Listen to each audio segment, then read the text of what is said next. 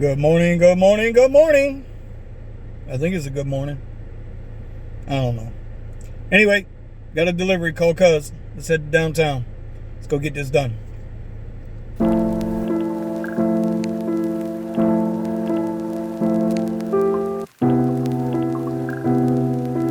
You know, it's amazing. When you don't drive for a while, you get back in your car, even though she's purring like a kitten, start to notice every little nick and cranny and sound. Like something's wrong, even though ain't nothing wrong. Just a thought. You know, it's been slow. But even in these slow times, still ain't turning on the apps. You know, I use the apps as my gap fillers. Nah, I'm good. So a couple people have asked me how I got started. And it was actually pretty simple. When I had my bowling pro shop and I was just starting out doing Uber on the side, the guy I was splitting my store with had a t-shirt shop. And so he had this customer that would come in and get all these shirts made for his little charity group.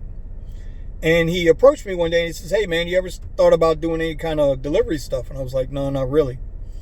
And, you know, his company needed somebody, not a runner, because they didn't want anybody full-time. They couldn't keep them busy full-time. So they wanted somebody to come in and just like run all their permits, documents, move their people around, whatever. But he wanted it on demand and not necessarily, you know, as a full-time employee. So at first I really wasn't interested. I mean, at all. I was not interested. And, but after a couple of months, you know, I got to thinking about it, and he kept asking every time he'd come in, "Love you, Rich." And, so I started doing some research on it. So now keep in mind, I'm doing the Uber thing and I'm having a little fun with it. And, you know, at that time, I mean, we're going back, 4 years ago? I mean, you can make some money with this shit. And the bowling business sucked. It sucked. I should have saw it then, but whatever.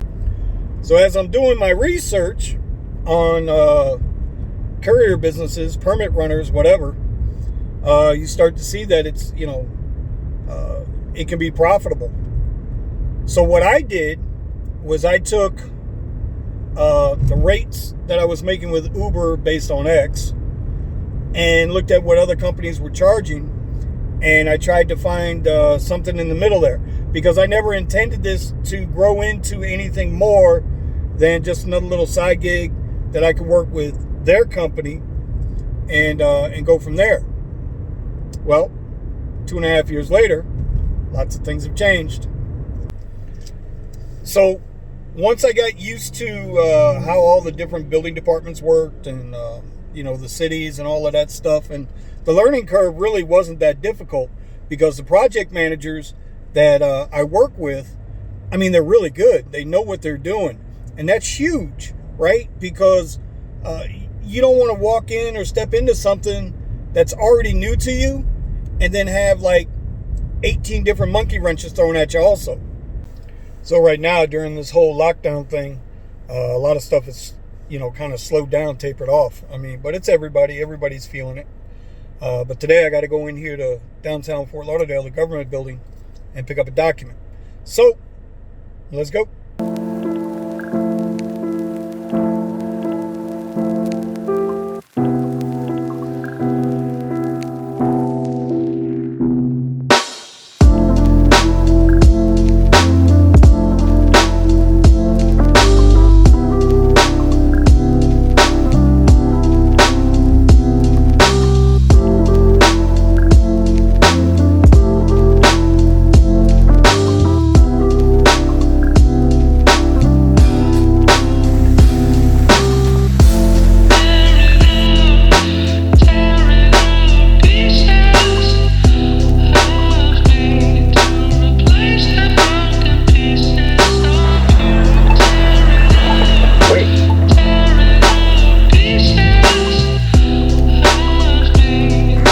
Alright, so we went in and got our documents, and believe it or not, I did all kinds of filming, you know, like them fancy vloggers out there.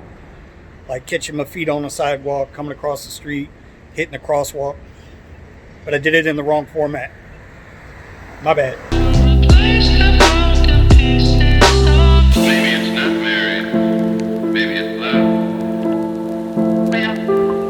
can't get over is how quiet these streets are, man. Holy shit. You would think we were under a Cat 5 hurricane warning or something. And the government building? Man, they ain't want to let me in. But I got to get my shit, so fuck that. Whatever it is, play that none against you. I've got a feeling love don't have to be the way you say it is. Well, gotta be that way with me. But I've only enough one thing. I've got a hunch I'm never gonna feel no other kind of. These streets are empty, dude. Like, really, there's not a lot of traffic. I'm on Andrews and Sunrise right now. And it's what, 1 o'clock in the afternoon? Ain't really no traffic. Okay, so back to the whole courier business. So, you know, there's all kinds of software and stuff out there to try to help you get what you... Man, you don't need none of that, okay? You got this thing on your phone called Notes. And all you got to do is go in there and set your date, set the place you went, miles, time. That's it. Move on to the next one. It's not a difficult business. The hardest part about this business is just getting the clients. But you got to get the right clients. My biggest concern was always about doing the work and not being able to get paid. Because you see a lot of these companies, they're shady like that, man.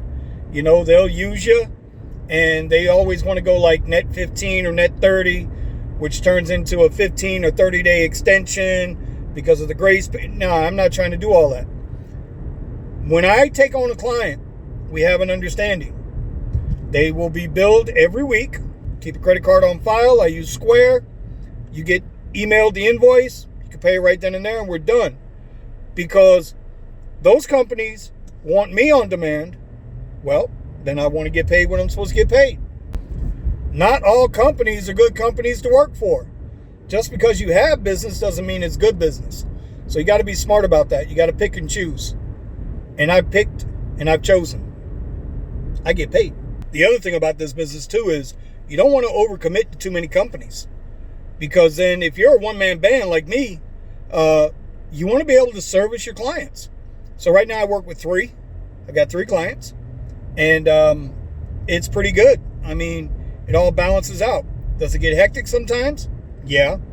Are there things that tend to overlap? Yeah. But you figure it out. Number 1 key in business is to always say yes. And then figure out how to get it done. So today was pretty simple. And it was 1 document, 1 pickup. Back to the office. But over here, any soccer fans? We got any soccer fans?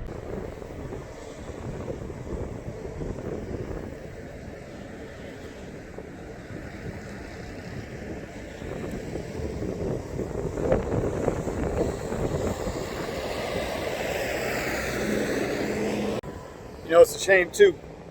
MLS was slated to start.